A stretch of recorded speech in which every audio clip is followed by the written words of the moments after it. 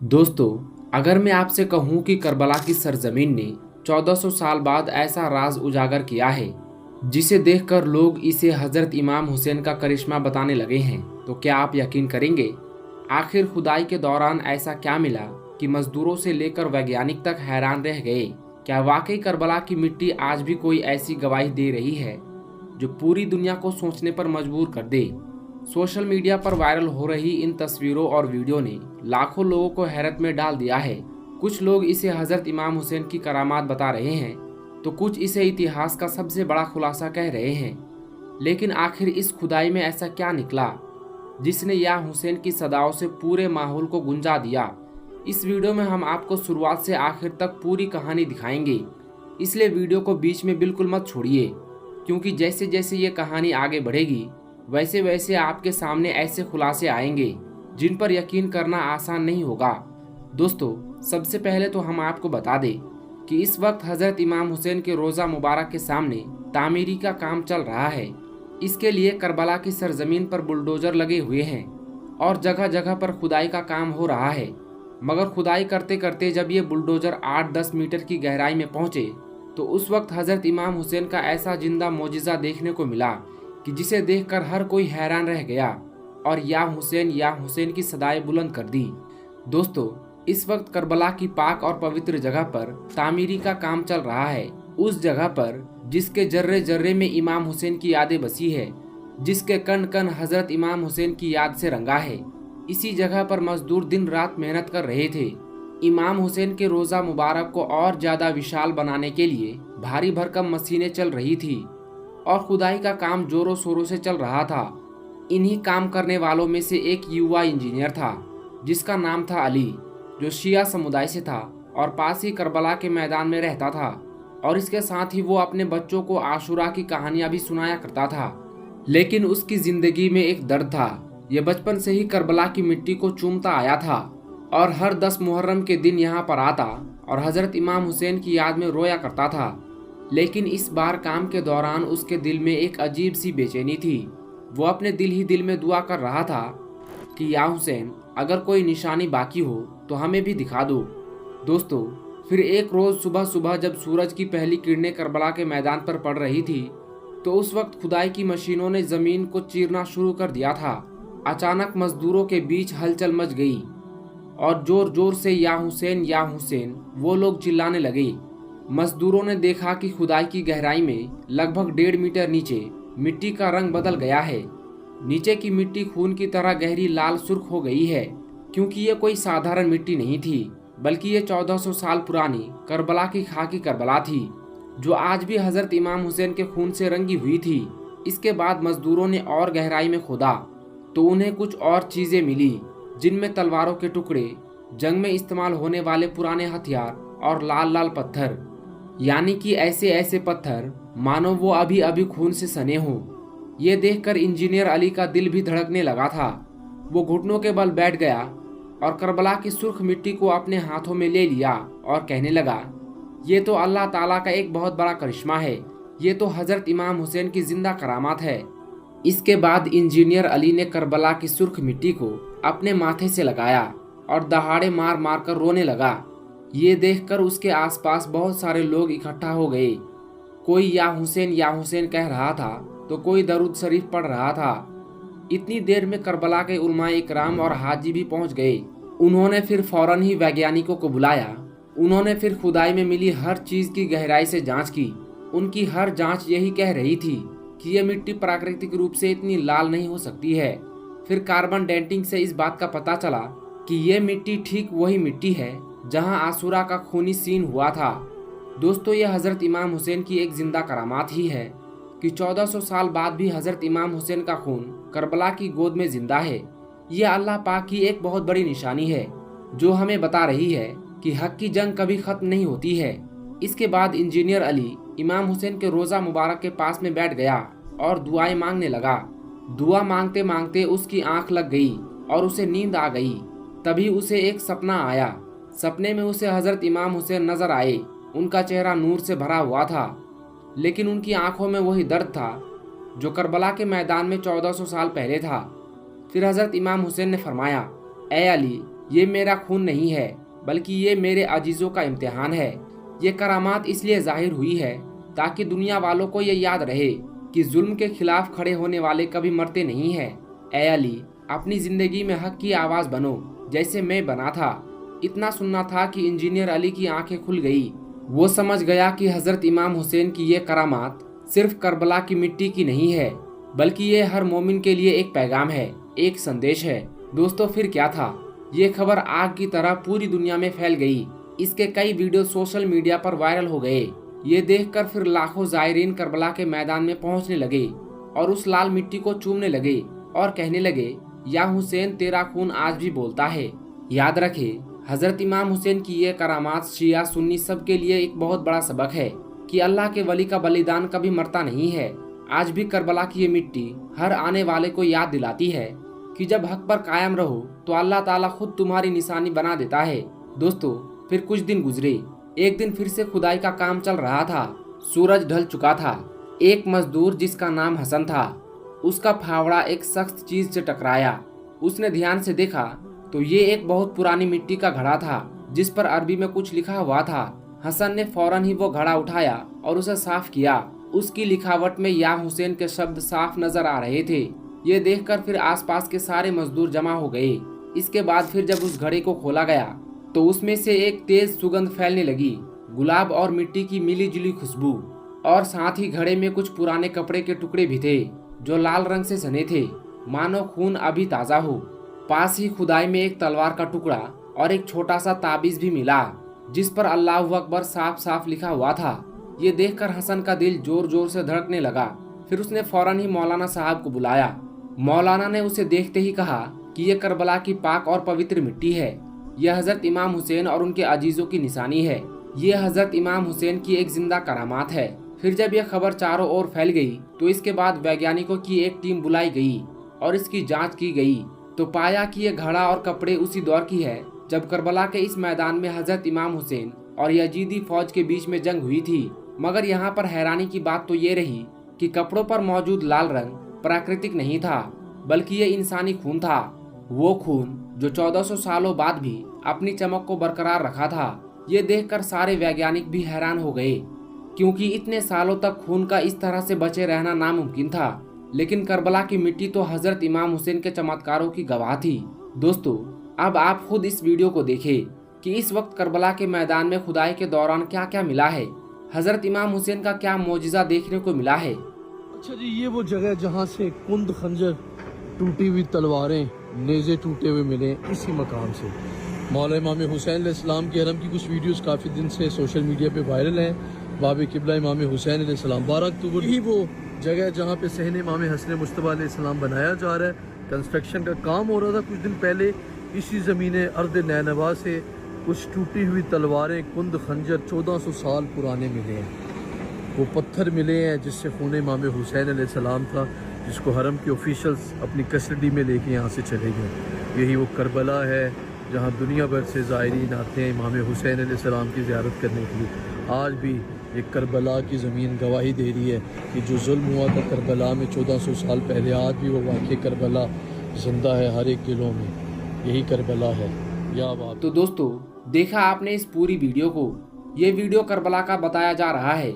इस वक्त social media पर यह वीडियो बड़ी तेजी के साथ में वायरल हो रहा है। इसके मुताबिक हजरत इमाम हुसैन के रोजा मुबारक के सामने जब खुदाई हुई तो वहां पर ये निशानात देखने को मिले हैं। इस खुदाई में टूटी हुई तलवारों के टुकड़े, नेजों के टुकड़े, पुराने सुर्ख पत्थर मिले हैं जिनको तकरीबन 1400 साल पुराना बताया जा रहा है।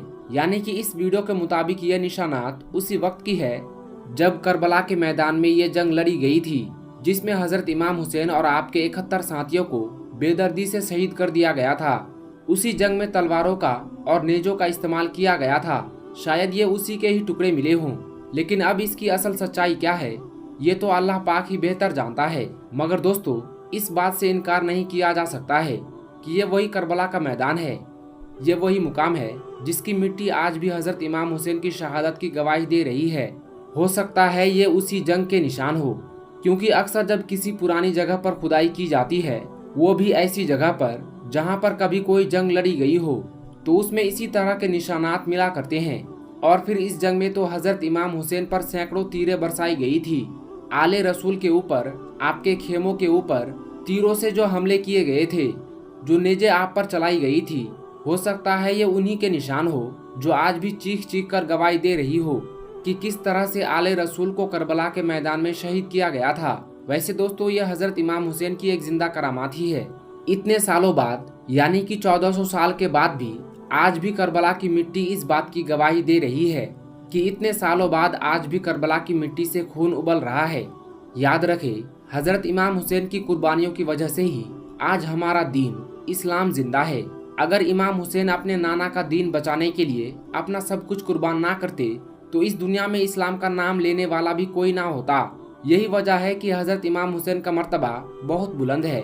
अगर आपको भी हजरत इमाम हुसैन से सच्ची मोहब्बत है तो आप इस वीडियो को दिल से एक लाइक जरूर कर दे और कमेंट बॉक्स में या हुसैन लिखकर इसे शेयर भी कर दे, ताकि और भी लोगों के पास में ये वीडियो पहुंच जाए। अब आपको मुहर्रम के महीने को लेकर हम आपको ये भी बता दें कि इसे लेकर लोगों में बहुत सारी गलतफहमियां भी बनी हुई है। कोई कहता है कि मुहर्रम के महीने में शादी ब्याह नहीं करनी चाहिए, यानी कि कुछ लोग मुहर्रम के महीने में शादी ब्याह करना नाजायज समझते हैं। ऐसे लोग खास करके 1 से लेकर 10 मुहर्रम तक ना ही घर में कोई शादी ब्याह करते हैं और ना ही इन दिनों में कोई नया कपड़ा पहनते हैं। और यही नहीं, कुछ लोग तो मुहर्रम के महीने में अपने घर में मछली, गोश्त और अच्छे पकवान भी नहीं बनाते। इसके अलावा कुछ लोग तो ऐसे भी हैं जो मुहर्रम के इन 10 दिनों में अपने घर में चूल्हा तक नहीं जलाते हैं और ना ही अपने घर की साफ सफाई करते हैं, यानी कि झाड़ू वगैरह भी नहीं लगाते। और यही नहीं, कुछ लोग तो 1 से लेकर 10 मुहर्रम के बीच अपने कपड़े भी नहीं बदलते हैं।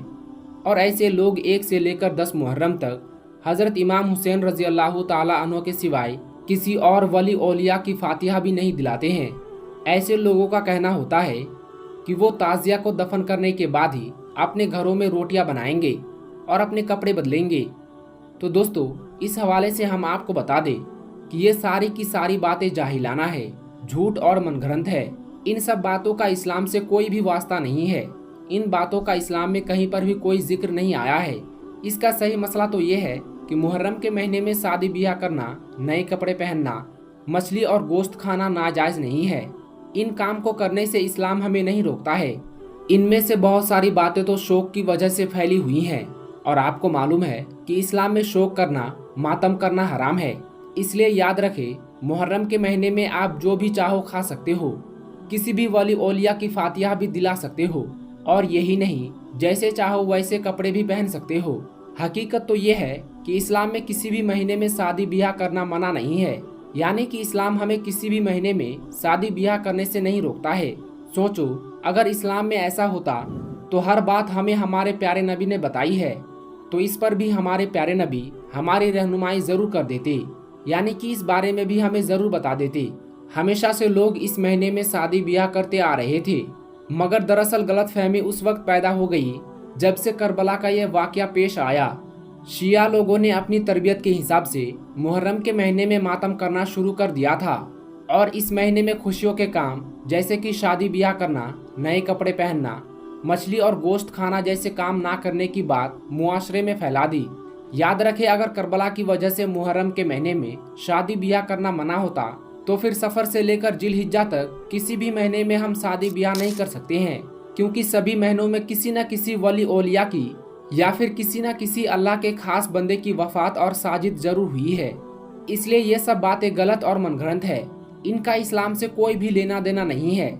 लेकिन हाँ, 7 काम ऐसे जरूर हैं जिनके बारे में फरमाया गया है कि इन 7 काम को आप मुहर्रम के महीने में भूल कर भी ना करें, यानी कि मुहर्रम के महीने में आप ये 7 काम हरगिज ना करें, वरना आप लोग तबाह और बर्बाद हो जाओगे।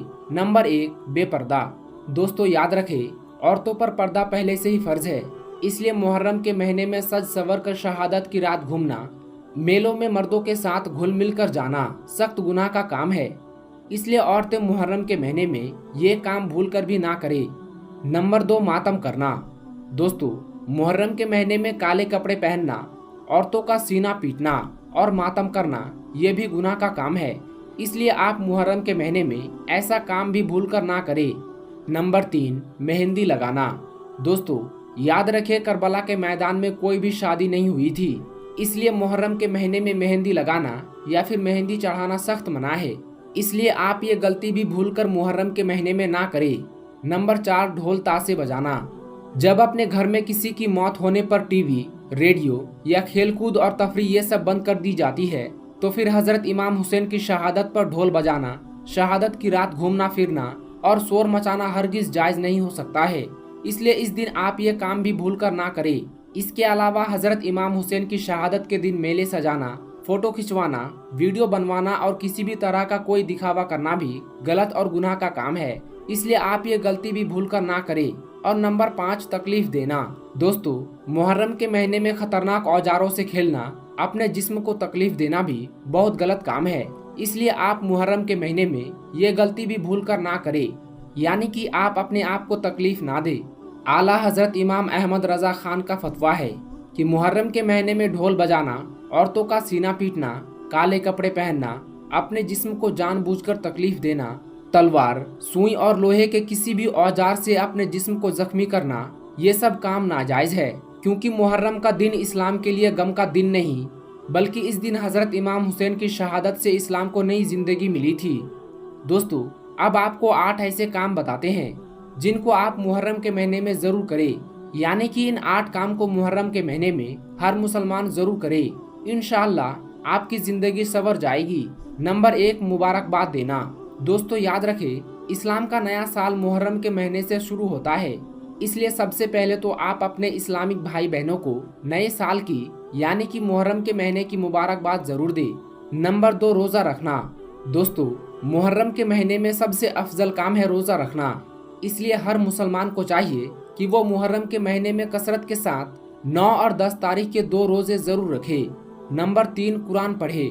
दोस्तों, हर मुसलमान को चाहिए कि वो मुहर्रम के महीने में कुरान पाक की तिलावत भी जरूर करे और नफिल नमाज पढ़े, नजर नियाज इसाले सवाब करे और जिक्र शहादत की महफिल भी सजाए और उनमें शिरकत करे और मुहर्रम का रोजा रखकर करबला वालों की भूख और प्यास को याद करें। नंबर 4, शरबत पिलाना। दोस्तों, हर मुसलमान को चाहिए कि वो मुहर्रम के महीने में शरबत या हलीम बनाकर फातिहा जरूर दिलवाए और जगह जगह पर प्यासे लोगों को पानी पिलाने का इंतजाम भी करे। नंबर 5, गरीबों की मदद करे। दोस्तों, हर मुसलमान को चाहिए कि वो मुहर्रम की 10वीं तारीख को गुस्ल करे, सुरमा लगाए, यतीमों के सरों पर मोहब्बत से हाथ फेरे, यानी कि गरीबों की खूब मदद करे। नंबर 6, तौबा और इस्तगफार करे। दोस्तों, हर मुसलमान को चाहिए कि वो मुहर्रम के महीने में अल्लाह से गिड़गिड़ाकर दुआ करे, अपने गुनाहों की सच्चे दिल से तौबा करें। बेशक अल्लाह पाक इस महीने की बरकत से आपको बख्श देगा। नंबर 7, इबादत जरूर करे। दोस्तों, हर मुसलमान को चाहिए कि वो मुहर्रम के महीने में अल्लाह पाक की खूब इबादत करे और हजरत इमाम हुसैन की शहादत को बयान करे। नंबर 8, मजबूत इरादा करे। दोस्तों, हर मुसलमान को चाहिए कि वो मुहर्रम के महीने में ये नसीहत भी जरूर करे कि या अल्लाह, हजरत इमाम हुसैन ने तेरे दीन की खातिर अपनी गर्दन कटवा दी, अगर जरूरत पड़ी तो हम भी इंशाअल्लाह तेरी राह में कुर्बान हो जाएंगे।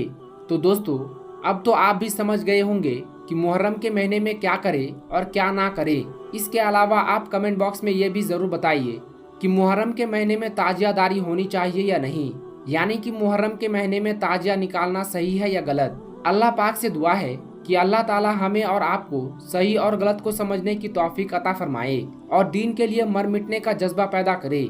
आमीन, अल्लाहुम्मा आमीन। हम उम्मीद करते हैं कि आपको ये वीडियो बहुत ही ज़्यादा पसंद आया होगा। वीडियो पसंद आया हो तो वीडियो को लाइक करें, चैनल को सब्सक्राइब करें। हम मिलेंगे आपको अगली वीडियो में, तब तक के लिए अल्लाह हाफिज़।